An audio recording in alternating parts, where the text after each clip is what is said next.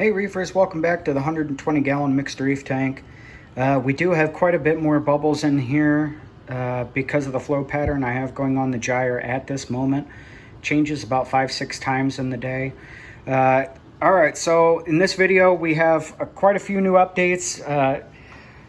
One that goes back to a previous video that you're really going to want to catch up on, and one giant addition to the tank. I am going to start kind of here on the left hand side. I was cleaning both of the gyres the other day, and I added the PP15, the Jabo PP15 into the tank just to keep the flow up while I was cleaning those gyres, and I just decided to leave it in there.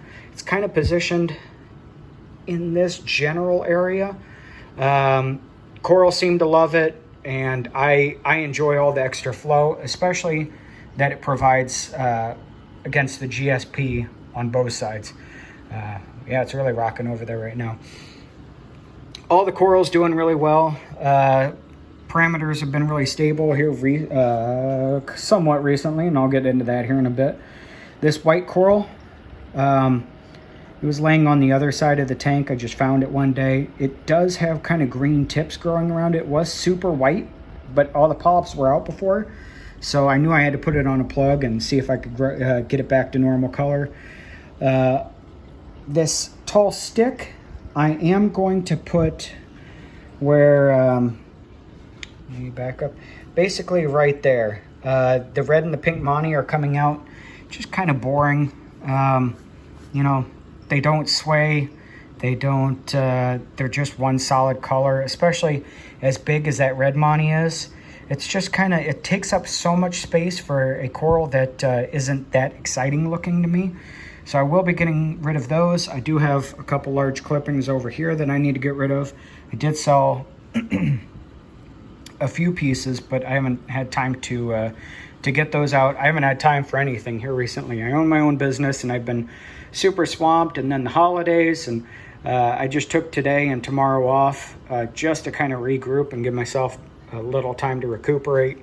All the corals in here are doing great, though. I think in the last video, this red planet was just barely touching the rock, and as you can see, it's grown out quite a bit. The Duncan, we have a couple new heads over there. I know that this is a fast grower for a lot of people. This coral came back from the brink, and it is now starting to thrive, so super happy about that. All the corals in here are doing really great. Ton of new branches. That branch, I mean, that thing just keeps growing. They're about to start kissing here in a minute. So I need to do some pruning here before too long. And I do have a lot of green and purple over here. Especially with that, what's that called? It's Jason Fox, I can never remember the name of it. But super happy, everything in the tank is doing really well. I still do have some green sludge. I know that that's partially because of the new rocks that I added in, but part of it is just the difference in nitrates and phosphates. It's just something that happens. It can happen at any time in a reef tank. I don't have a quarantine tank. Things come in, things go out. I am using ChemiClean. I've used it one full time with a water change, which we'll talk about the water change here in a little bit as I switch from Aquaforest to Red Sea. And also, I was just sucking in a ton of water. Oh, yeah. I basically have it going back and forth from 100 to 0. So it'll push a ton of water and just blow all of the, it just causes a ton of commotion up top. So that's why we're getting all those bubbles right now. But, okay, I forgot where I was going, but all the corals are doing really well. This Walt Disney has a bunch of new little branches there on the left side. Game Over has a bunch of new little branches. Basically, all the corals are doing really well. I haven't had any issue with STN, RTN, anything bad going on. Here's kind of my worst collection of the red sludge crap. I will say, Lobo, I mean, look at how fat that dude is. Fat and pillory. Doesn't get much flow back here, which is exactly what that dude loves. This one, it kind of looks like it's having a little bit of a stroke. Let me show you. It's just got a little bit of droopy face.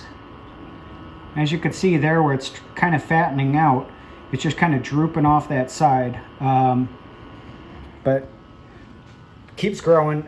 They absolutely love, and I'll show you what they absolutely love, is this LPS growing color. This stuff is crushing it. If I had to give advice on two coral foods, Reefroids and the LPS glowing color, my coral don't give a crap about reef chili. They barely take it in. I have to mix this in with Reefroids to get them to take it. I know some people swear by it. Maybe they're the people that haven't tried Reefroids. I don't know. But my coral don't care about it at all. The LPS growing color, I put it in those two Lobos. The 8 cans, that dude normally picks out quite a few. The Pagoda Cup, it will take in some of it, but it tends to like the Reefroids more. This coral will take it. The Duncan swallows up a bunch of it. And then normally I put some on the Pavona. The Pavona seems to hold on to it for a while, but also what it does is it holds on to it and gives the peppermint shrimp enough time to come and pick it out off of them. These 8 cans get it. I haven't watched closely enough because I usually start on this side of the tank, but the Ghani, they will, I know that they'll take the Reefroids, but they seem to take the LPS food as well. This dude, this Lobo, it's tough getting it back there, but it seems like it normally gets it.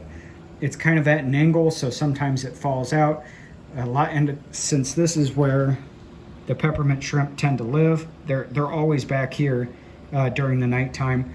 They will kind of pick it out of him if he does get it into his mouth.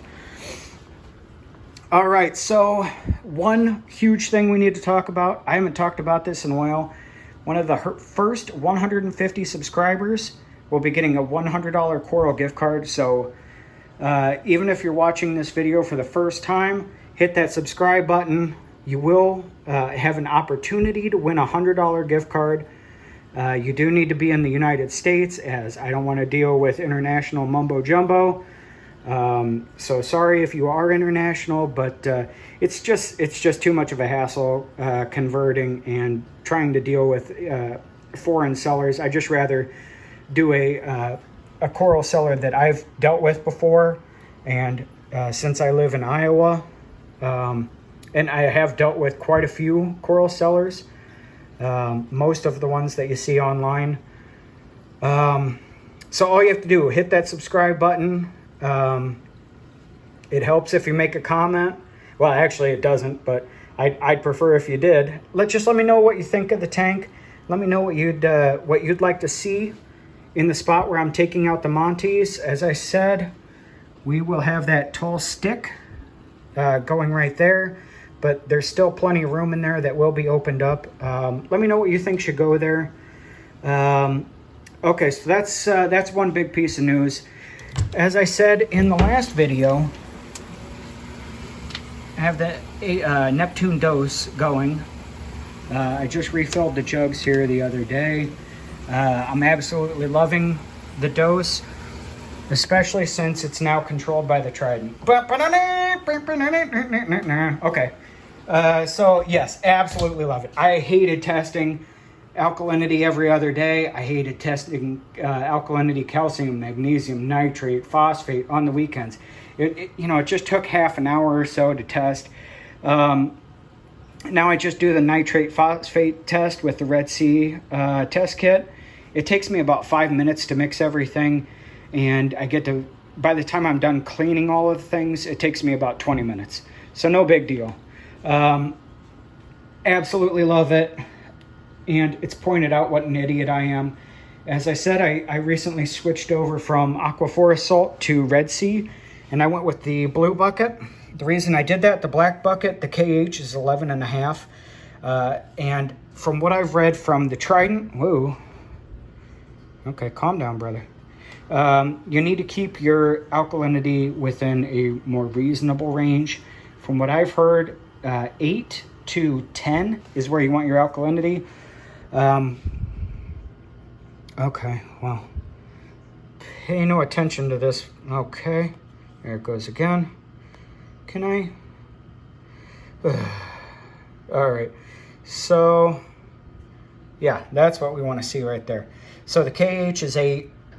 I want mine at 8.5. That's what I have my Trident set at. The calcium set at 450, and the magnesium I wanted at 1450. I did, after putting this into the tank, after doing a 20-gallon water change, I did see my alkalinity drop a little bit. Actually, it dropped quite a bit, which made me think that it wasn't even close to 8. Basically, the point of this story is test your water before you put it in. You always heat it up to roughly the same temperature.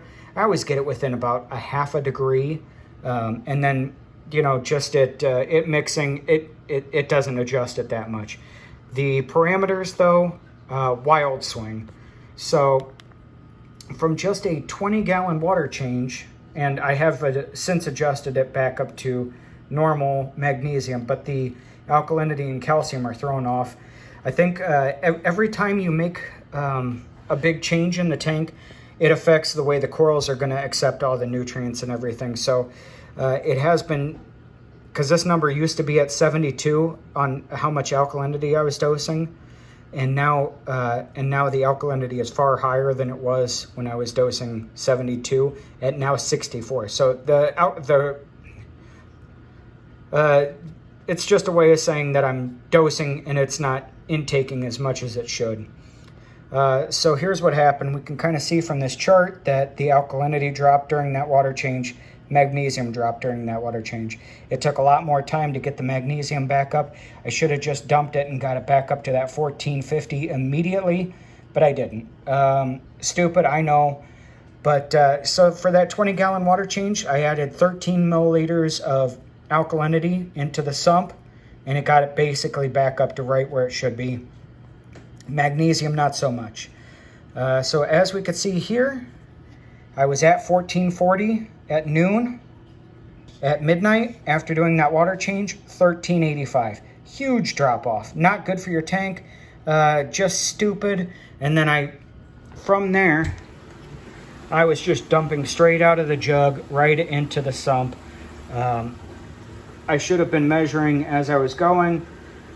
Just to try and give me an accurate number of how much I will have to add into my next saltwater batch before I do, that way I don't have to do 4 or 5 tests trying to figure out what will get it up to that 1450. But that's something I'll pay attention to when I do my next water change, which will be tomorrow. So I'll have a more accurate representation of, I already know it'll be 13 milliliters of alkalinity. I'll probably put a little bit of calcium in, just because it does say it's around 430, but I will need to pay attention to how much magnesium I'll be putting in. I have the feeling it's going to be quite a lot because it took quite a few heavy pours of magnesium to get it back up to 1450. But I gotta say, this Trident, I absolutely love it. Before I did that water change, it was rock solid. Just parameters right where I wanted it. Once I figured out how much I was going to be dosing every day, I think the alkalinity, like I said, it was around 70. The calcium was around 50 to 55, and it just kept it right where it should be. I'd have to add a little bit of magnesium about every 5 days if I could have done it on the weekend, it would have been fine. I'd start out around 1455, and by the end of the week, I'd be at 1440. Perfectly happy with that. No need for an additional doser, and that's a perfectly fine swing. When the magnesium was way down at that 1385, wild pH swings, I was getting up to 8.65 and then down into 7.8, somewhere around that range. Typically, I'm at 8.1 to 8.4. I'm lucky to have decent pH. So I think now that I remember to test the water again, idiot, I won't have this issue again. Sometimes you just have to make a mistake to realize something that you've been doing stupidly.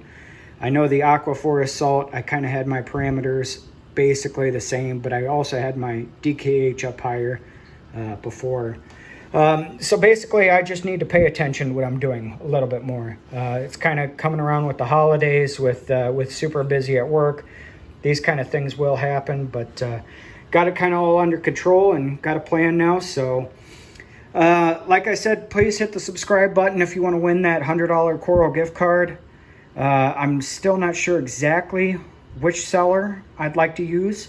Why don't you, if you've had a great experience from Worldwide Corals, from Top Shelf Aquatics, from Unique, from anybody, leave a comment down below, because I want to make sure I get you a gift card to where you want to shop.